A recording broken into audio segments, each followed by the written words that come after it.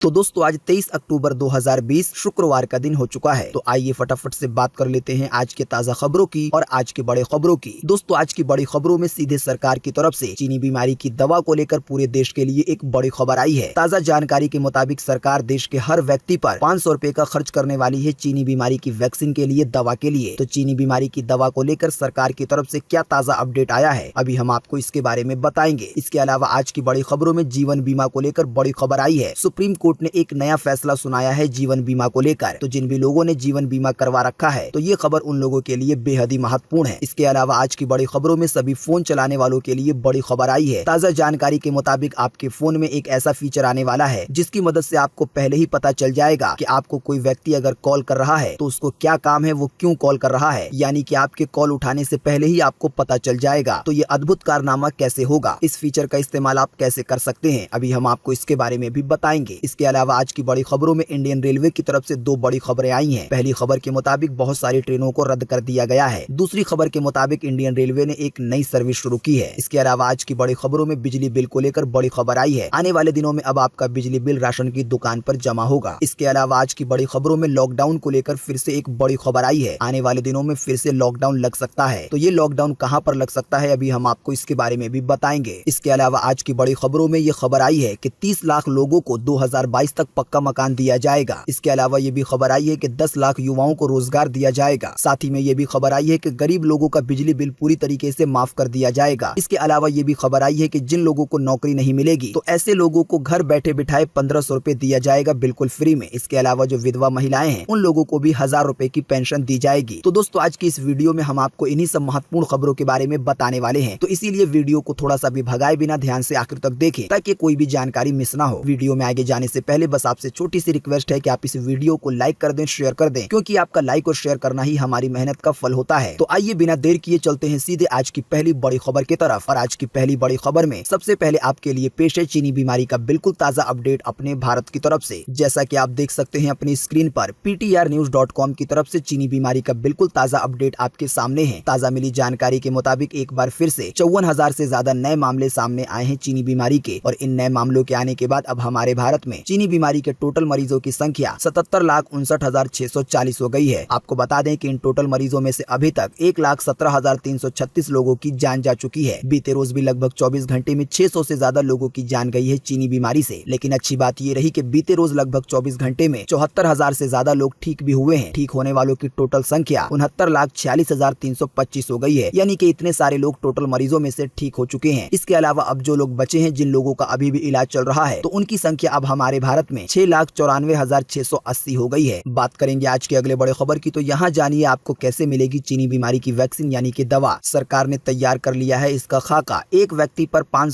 पर आएगा 500 रुपए का खर्च अनुमान के मुताबिक। जी हाँ, देश और दुनिया में चीनी बीमारी संक्रमण के बढ़ते मामलों के बीच लोगों को इसकी सुरक्षित और कारगर वैक्सीन यानी कि दवा का बेसब्री से इंतजार है। भारत में भी 3 वैक्सीन कामयाबी के करीब है। जैसे जैसे समय बीतता जा रहा है, लोगों के बीच उत्सुकता और चिंता बढ़ती जा रही है। देश के बहुत सारे लोग यही सोच रहे हैं कि ये जो चीनी बीमारी की दवा भारत में बन रही है तो इसे आखिर कैसे उपलब्ध करवाया जाएगा। क्या इसके लिए सरकार कोई सार्वजनिक तरीके से टीकाकरण कार्यक्रम चलाएगी या फिर किसी और दूसरे तरीके से लोगों तक इसे पहुंचाया जाएगा। हालांकि समय के साथ धीरे धीरे ये बात साफ होती जा रही है कि भारत सरकार की तरफ से सभी लोगों को यानी कि 130 करोड़ देशवासियों तक चीनी बीमारी की दवा कैसे पहुंचाई जाएगी। ताजा जानकारी के मुताबिक केंद्र सरकार ने लगभग इसका खाका तैयार कर लिया है, यानी कि इस बात की प्लानिंग कर ली है कि चीनी बीमारी की दवा जो आने वाली है तो उसको सभी लोगों तक कैसे पहुंचाया जाए। इसी से जुड़ी एक ताजा जानकारी आई है जिसमें ये बताया गया है कि सरकार ने चीनी बीमारी की दवा के लिए 51,000 करोड़ रुपए का फंड निर्धारित किया है, यानी कि ये सारे पैसे चीनी बीमारी की दवा में लगाए जाएंगे ताकि पूरे 130 करोड़ लोगों के पास चीनी बीमारी की दवा पहुंच जाए और हमारा भारत चीनी बीमारी मुक्त भारत बन जाए। ताजा जानकारी में ये बात भी बताई गई है। ताजा जानकारी के मुताबिक अधिकारियों का अनुमान है कि देश में हर व्यक्ति को चीनी बीमारी की वैक्सीन लगाने में यानी कि चीनी बीमारी की दवा देने में लगभग 6 से 7 डॉलर का खर्च आएगा, जो यानी भारत के पैसे के हिसाब से देखें तो ये खर्च 450 रुपए से लेकर 550 रुपए तक आएगा। यानी कि देश के एक व्यक्ति पर सरकार चीनी बीमारी की दवा के लिए लगभग 500 रुपए खर्च करने वाली है। बात करेंगे आज की अगले बड़े खबर की, तो सुप्रीम कोर्ट ने सुनाया अहम फैसला। जीवन बीमा लेते वक्त बीमारी छिपाई तो रद्द हो सकता है क्लेम। जी हाँ, जीवन बीमा लेते समय ये बीमा लेने वाले की जिम्मेदारी होती है कि वो अपनी बीमारियों से संबंधित सभी जानकारी बीमा कंपनी को दे। ऐसा ना करने पर बीमा कंपनियां आपका दावा खारिज कर सकती है आने वाले दिनों में। ताजा जानकारी के मुताबिक इसी से संबंधित एक मामले में सुप्रीम कोर्ट ने ने अपना फैसला सुनाया और इस बात की जानकारी दी कि अगर कोई व्यक्ति बीमा लेते वक्त अपनी बीमारी की जानकारी नहीं देगा तो उसका क्लेम खारिज भी किया जा सकता है। यानी कोई व्यक्ति जब भी अपना बीमा करवाए तो ये उसकी जिम्मेदारी है कि वो अपनी बीमारियों के बारे में टोटल जानकारी बीमा कंपनी से साझा करे। अगर कोई बीमारी आपने छुपाई और आने वाले दिनों में बीमा कंपनी को पता चल गया कि ये बीमारी आपको काफी पहले से थी, यानी कि बीमा लेने से पहले, तो आपको उस बीमारी के लिए क्लेम नहीं मिलेगा। बात करेंगे आज के अगले बड़े खबर की, तो आ गया कमाल का फीचर, रिसीव करने से पहले ही पता चलेगा कोई क्यों कर रहा है आपको फोन। जी हाँ, जरा सोचिए, यदि आपको कॉल रिसीव करने से पहले ही पता चल जाए कि आपको कोई फोन क्यों कर रहा है। अभी तक ये मुमकिन नहीं था, लेकिन अब ऐसा हो सकता है। ट्रू कॉलर ने एक ऐसा फीचर पेश किया है जो पहले ही आपको बता देगा कि आपका दोस्त या कोई भी आपको क्यों कॉल कर रहा है। कॉल उठाने से पहले ही आपको कॉल करने का कारण पता चल जाएगा। ताजा जानकारी के मुताबिक ट्रू कॉलर ऐप ने अपने कॉलर आईडी फंक्शन को अपडेट किया है और उसमें कॉल रीजन का फीचर जोड़ा है। नए फीचर के साथ यूजर अपनी कॉल के साथ उसकी वजह भी सेट कर सकते हैं। यानी जब कोई ट्रू कॉलर से कॉल करने जाएगा तो वो कॉल करने से पहले ही अपना मैसेज सेट कर सकता है कि मैं इस काम के लिए सामने वाले को फोन कर रहा हूँ। तो जैसे ही सामने वाले के पास फोन जाएगा तो कॉल आने के साथ वहाँ पर वो मैसेज भी दिखाई देगा। यानी कॉल करने वाले को आपसे क्या काम है, ये मैसेज उसे खुद सेट करना होगा। फिर आपके पास वो जैसे ही कॉल करेगा तो आपको कॉल उठाने से पहले ही अपनी मोबाइल स्क्रीन पर एक मैसेज द्वारा ये पता चल जाएगा कि आपको ये कॉल क्यों किया जा रहा है। बात करेंगे आज के अगले बड़े खबर की, तो ट्रेन के सफर में लगेज को लेकर ना हो परेशान, यानी कि अपने सामान को लेकर रेलवे आपके घर तक पहुंचाएगा आपका सामान। जी हाँ, किसी भी यात्रा के दौरान सामान को सही और सुरक्षित तरीके से पहुंचाना एक बड़ी समस्या और जिम्मेदारी होती है, क्योंकि यात्रा के ज्यादातर समय में मुसाफिर को खुद से ज्यादा सामान की चिंता रहती है। लेकिन अब ट्रेन के सफर के दौरान आपको अपने सामान की चिंता करने की जरूरत नहीं है, क्योंकि भारतीय रेलवे अपने मुसाफिरों के लिए एक नई सुविधा शुरू करने जा रहा है। इस सुविधा के तहत रेलवे आपका सामान आपके घर से आपकी ट्रेन तक पहुंचाएगा और यात्रा के बाद आपका सामान ट्रेन से आपके घर तक पहुंचाएगा। यानी आपको अपना सामान खुद नहीं उठाना होगा। आप जिस घर से अपना सफर शुरू करेंगे तो उस घर से लेकर रेलवे स्टेशन तक सामान पहुंचाने की जिम्मेदारी रेलवे की होगी। फिर आप जिस स्टेशन पर पहुंचेंगे तो रेलवे स्टेशन से फिर आप जहां तक जाने वाले हैं तो उस जगह तक सामान पहुंचाने की जिम्मेदारी इंडियन रेलवे की होगी। यानी कि आपको अपने सामान की चिंता नहीं करनी होगी, लेकिन इसके लिए आपको इंडियन रेलवे को अलग से चार्ज देना होगा। तो दोस्तों, इंडियन रेलवे की इस सर्विस का फायदा आप कैसे उठा सकते हैं, इस सर्विस की शुरुआत अभी कहां पर हुई है, अभी हम आपको इसके बारे में अधिक जानकारी बताएंगे। लेकिन इससे पहले आइए जान लेते हैं आज की और भी बड़ी खबरें। बात करेंगे आज के अगले बड़े खबर की, तो राशन की दुकान पर जमा हो सकेंगे बिजली के बिल, उत्तर प्रदेश सरकार की है नई पहल। जी हाँ, कई बार चाहते हुए भी बिलों का भुगतान आप समय पर नहीं कर पाते। समय पर बिलों का भुगतान ना होने पर कई तरह की दिक्कतें आ जाती हैं, चाहे वो बात हो एक साथ 2 महीने की बिजली बिल भरने की, और इसकी वजह से हमारे आर्थिक स्थिति पर काफी ज्यादा बोझ पड़ता है। वैसे तो बिजली बिल भरने के कई तरीके हैं, आपको बता दें इन्हीं तरीकों में उत्तर प्रदेश की सरकार ने एक और तरीका जोड़ा है। ताजा जानकारी के मुताबिक अब आप राशन की दुकान में भी बिजली का बिल जमा कर सकते हैं। प्रयोग के तौर पर फिलहाल ये योजना मेरठ में शुरू की गई है। ताजा जानकारी के मुताबिक लोगों का बिजली बिल जमा करवाने के लिए आपूर्ति विभाग राशन दुकानदारों को POS मशीन देगी और इसी की मदद से लोग राशन की दुकान से भी अपने बिजली बिल को जमा कर पाएंगे। फिलहाल ये सुविधा वैसे यूपी के लिए सोची जा रही है, लेकिन आने वाले दिनों में अगर ये कामयाब रहता है, इस तरह की सुविधा देश के और भी राज्यों में आ सकती है। बात करेंगे आज के अगले बड़े खबर की, तो पूजा स्पेशल समेत 44 ट्रेनें पूरी तरीके से हुई रद्द, 34 ट्रेनों के रूट में किया गया है बदलाव। आइए बताएं ताजा रिपोर्ट। जी हाँ, पंजाब में रेलवे ट्रैक पर बैठे किसानों ने गुरुवार को धरना प्रदर्शन खत्म कर दिया है। इस दौरान उन्होंने प्रशासन और पंजाब सरकार से वार्ता के दौरान ट्रैक पर सिर्फ मालगाड़ियों के संचालन की हामी भरी है। अगर आपको पता नहीं है तो हम आपको बता दें कि अभी हाल ही में केंद्र सरकार ने किसानों के लिए कुछ कानून लागू किए थे, लेकिन बहुत सारे किसानों को ये कानून पसंद नहीं आया और खास करके पंजाब में इस नए कानून का बहुत ज्यादा विरोध किया जा रहा है। पंजाब में रेल रोको आंदोलन चल रहा है और इसी की वजह से उस साइड जाने वाली जो भी ट्रेनें हैं तो उसका सफर प्रभावित हो रहा है और इसी की वजह से इंडियन रेलवे ने लगभग 44 ट्रेनों को रद्द कर दिया है और 34 ट्रेनों के रूट बदल दिए हैं। वैसे आपको बता दें कि जो किसान रेलवे ट्रैक पर बैठ के रेल रोको आंदोलन चला रहे थे तो वो लोग फिलहाल रेलवे के ट्रैक पर से हट गए हैं, लेकिन उन्होंने एक शर्त रखी है कि अभी रेलवे की पटरियों पर से केवल माल गाड़ियां जानी चाहिए, किसी भी तरह की सवारी गाड़ी नहीं गुजरेगी, ऐसी उनकी शर्त है और इसी की वजह से बहुत सारी ट्रेनें रद्द कर दी गई हैं। तो कौन कौन सी ट्रेनें रद्द की गई हैं, किन के रूट बदले गए हैं, आप ये टोटल जानकारी कहां पर पा सकते हैं, अभी हम आपको इसके बारे में अधिक जानकारी बताएंगे। बात करेंगे आज के अगले बड़े खबर की, तो पश्चिम बंगाल में भारी बारिश की चेतावनी, मछुआरों को समुद्र में न जाने की दी गई है सलाह। जी हाँ, इस समय प्रशांत महासागर में बन रहे चक्रवाती प्रणाली के चलते देश में इसका असर तेज बारिश के रूप में देखने को मिल सकता है। भारतीय मौसम विभाग ने गुरुवार को पूर्व अनुमान जारी करते हुए कहा है कि 22 और 23 अक्टूबर के दौरान पश्चिम बंगाल के दक्षिणी जिलों में बहुत ज्यादा तेज बारिश हो सकती है, यानी कि भारी से भी ज्यादा भारी बारिश, मूसलाधार बारिश। इस दौरान मछुआरों को भी समुद्र में न जाने की सलाह दी गई है। इसी के साथ आपको बता दें कि मौसम विभाग ने आज 23 अक्टूबर 2020 के लिए मौसम का पूर्व अनुमान जारी किया है। मौसम विभाग के अनुसार अगले 24 घंटे के दौरान यानी कि आज 23 अक्टूबर 2020 को आंध्र प्रदेश के उत्तर उत्तरी तटीय भागों में, तटीय उड़ीसा में, गंगीय पश्चिम बंगाल में, नागालैंड में, मणिपुर में, मिजोरम में, त्रिपुरा में, उत्तरी आंतरिक कर्नाटका में और तटीय कर्नाटका में कई जगहों पर हल्की से मध्यम बारिश होगी, लेकिन कुछ जगहों पर भारी बारिश की चेतावनी है। इसके अलावा केरल में, तमिलनाडु में, दक्षिणी तेलंगाना में, मध्य महाराष्ट्र में, कोंकण में और गोवा में, आंतरिक उड़ीसा में, अंडमान निकोबार द्वीप समूह में, असम में और मेघालय के भी कुछ हिस्सों में हल्की से मध्यम बारिश का अनुमान है। इसके अलावा दक्षिणी गुजरात में कुछ स्थानों पर हल्की बारिश होगी। इसके अलावा देश के बाकी जगहों पर मौसम सूखा बना रहेगा। यानी हमने आपको जिन भी राज्यों के, जिन भी शहरों के नाम बताए हैं, उसको छोड़कर देश भर में मौसम सूखा बना रहने की उम्मीद है। मौसम की ये ताजा जानकारी स्काईमेट वेदर की तरफ से थी।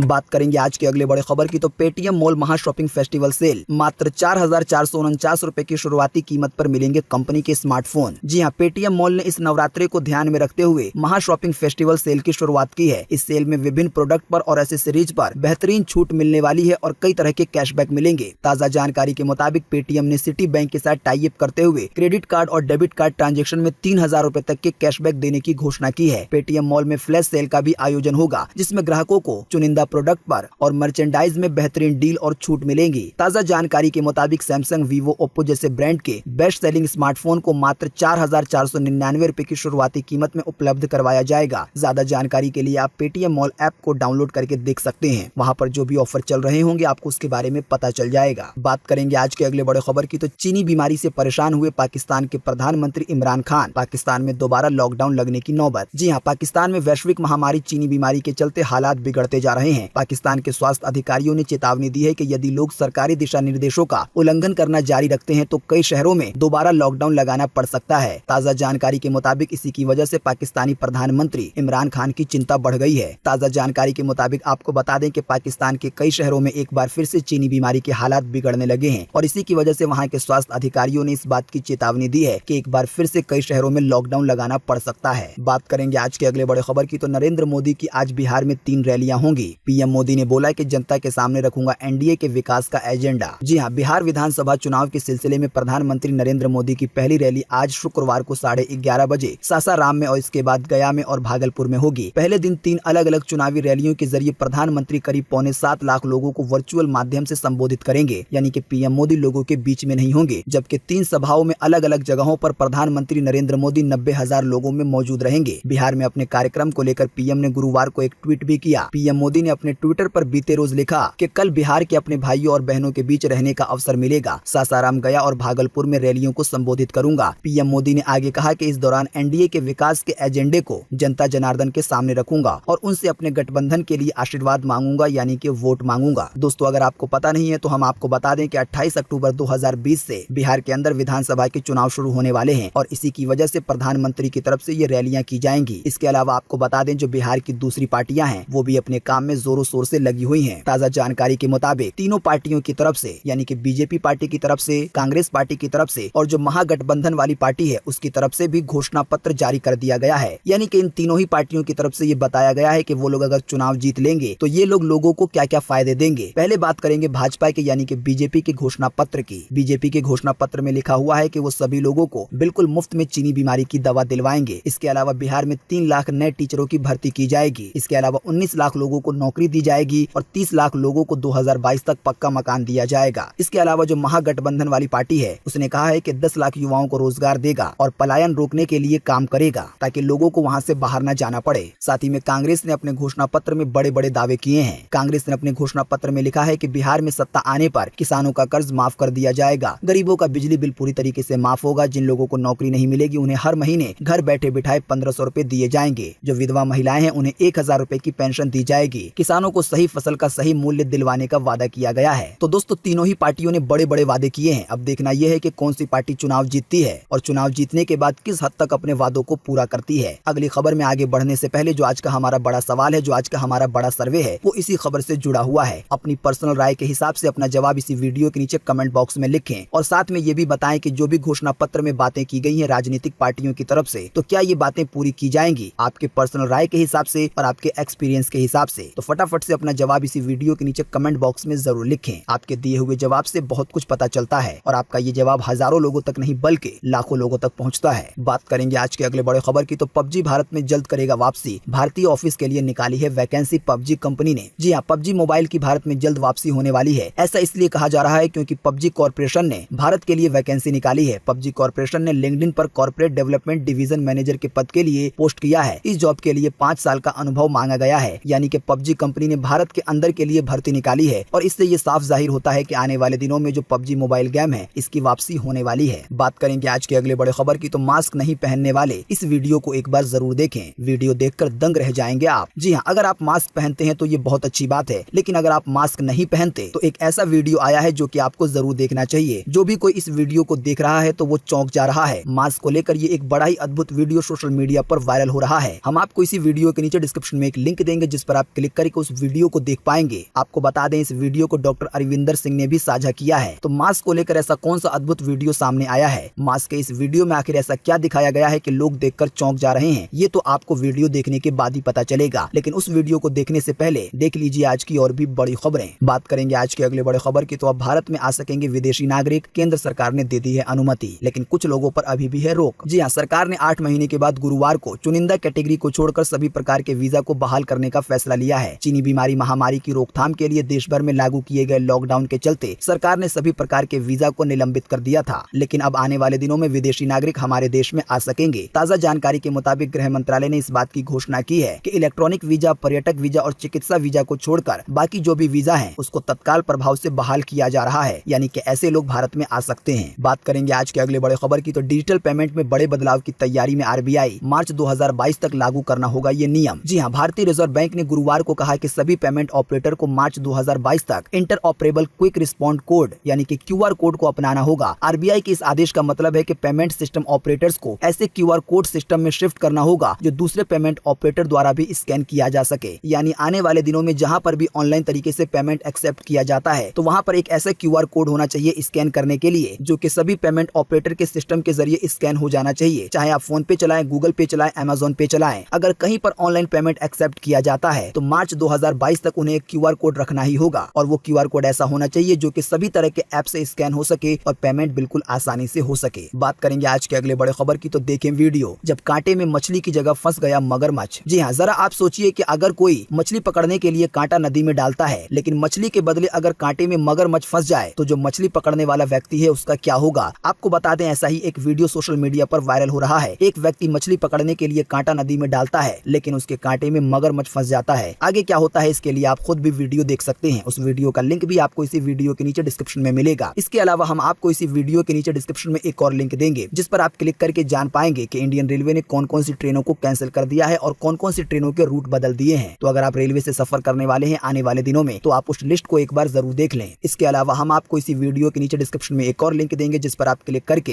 इस दौरान जो बिहार में चुनाव हो रहे हैं उसके लिए जो घोषणा पत्र जारी किए गए हैं आप उसको देख पाएंगे। आप बिल्कुल विस्तार से जान पाएंगे कि घोषणा पत्र में कौन कौन सी पार्टियों ने क्या वादे किए हैं। इसके अलावा हम आपको इसी वीडियो के नीचे डिस्क्रिप्शन में एक और लिंक देंगे जिस पर आप क्लिक करके जान पाएंगे कि पेटीएम मॉल ऐप के जरिए आपको कैसे सैमसंग के फोन, वीवो के फोन मात्र 4499 रुपए में मिल सकते हैं, जो कि बेस्ट सेलिंग फोन है। बात करेंगे आज के अगले बड़े खबर की, तो मनीष पांडे और विजय शंकर से हारा राजस्थान, हैदराबाद ने 8 विकेट से मारा मैदान। जी हाँ, इंडियन प्रीमियर लीग यानी कि आईपीएल के 13वें सत्र के 40वें मुकाबले में 2 ऑस्ट्रेलियाई कप्तानों के बीच जंग थी। बल्ले से तो दोनों कुछ खास नहीं कर सके, लेकिन डेविड वार्नर की कप्तानी वाली सनराइजर्स हैदराबाद ने राजस्थान रॉयल्स को 8 विकेट से हराते हुए टूर्नामेंट में अपनी चौथी जीत दर्ज करने में कामयाब रही। इस जीत के बाद उसके 10 मैचों में 8 अंक हो गए हैं और वो अंक तालिका में 5वें नंबर पर आ गई है। वहीं राजस्थान 7वें नंबर पर खिसक कर आ गई है। बात करेंगे आज के अगले बड़े खबर की, तो दिल्ली सरकार का कर्मचारियों को दिवाली तोहफा, एलटीसी के बदले मिलेगा नगद भुगतान। जी हाँ, दिल्ली के वित्त विभाग ने दिल्ली सरकार के कर्मचारियों को त्योहार पैकेज देने का फैसला किया है। दिल्ली सरकार ने फैसला लिया है कि जो कर्मचारी बिजनेस क्लास में हवाई यात्रा किराए के हकदार हैं तो उन्हें 36,000 रुपए दिए जाएंगे। इसके अलावा जो ऐसे कर्मचारी हैं जो लोग इकोनॉमिक क्लास में सफर करते हैं तो उन्हें 20,000 रुपए दिए जाएंगे, जबकि जो ऐसे कर्मचारी हैं जो कि रेल द्वारा यात्रा करते हैं तो उन्हें 6,000 रुपए दिए जाएंगे। इसके अलावा दिल्ली सरकार ने एक और घोषणा की है कि जो भी सरकारी कर्मचारी हैं वो 31 मार्च 2021 से पहले अपने किसी भी काम के लिए या त्योहार के लिए 10,000 रुपए की और मदद ले सकते हैं। वैसे ये पैसे बाद में काटे जाएंगे, लेकिन इस पर कोई भी ब्याज नहीं लगाया जाएगा। ज्यादा जानकारी के लिए आप दिल्ली सरकार की वेबसाइट पर जा सकते हैं। बात करेंगे आज के अगले बड़े खबर की, तो बीते रोज सस्ता हो गया सोना चांदी। आइए बताएं सोने चांदी के ताजा भाव। जी हाँ, एक बार फिर से बीते रोज गुरुवार को दिल्ली के सर्राफा बाजार में सोना 95 रुपए सस्ता हुआ और इस सस्ताई के बाद अभी 10 ग्राम सोने की कीमत दिल्ली के सर्राफा बाजार में 51,405 रुपए है। वहीं बात करेंगे अगर चांदी की, तो चांदी के दामों में भी 504 रुपए की गिरावट देखी गई है। इस गिरावट के बाद अभी 1 किलो चांदी की कीमत दिल्ली के सर्राफा बाजार में 63,425 रुपए है। बात करेंगे आज के अगले बड़े खबर की, तो एम्स दिल्ली में करें सरकारी नौकरी के लिए आवेदन, निकाली गई है कई सारी भर्तियां। इसके अलावा आपको बता दें कि सरकारी टीचरों के पदों पर भी भर्तियां चल रही हैं। इसके अलावा आपको बता दें कि कर्मचारी चयन आयोग ने भी भर्तियां निकाली है। तो 3 तरह की वैकेंसी की खबर आई है आज के मुख्य समाचार में। हम आपको इसके लिए इसी वीडियो के नीचे डिस्क्रिप्शन में एक लिंक देंगे, जिस पर आप क्लिक करके जान पाएंगे कि ये तीनों ही वैकेंसियां किस तरह की हैं, कौन कौन से पदों पर निकाली गई हैं, इनकी लास्ट डेट क्या है, इसमें आप कैसे अप्लाई कर सकते हैं, कहां से अप्लाई कर सकते हैं। इन तीनों ही वैकेंसी के बारे में आप अधिक जानकारी प्राप्त कर पाएंगे और अपनी योग्यता के अनुसार आप अप्लाई भी कर पाएंगे। तो दोस्तों, आज 23 अक्टूबर 2020 की यही ताजा खबरें थी और महत्वपूर्ण खबरें थी। उम्मीद करते हैं इससे आपको काफी कुछ जानकारी मिली होगी। हम बस इसके बदले में आपसे इतना ही चाहते हैं कि आप इस वीडियो को लाइक कर दें, शेयर कर दें, क्योंकि आपका लाइक और शेयर करना ही हमारी मेहनत का फल होता है। वीडियो देखने के लिए आपका बहुत बहुत धन्यवाद। Thanks for watching.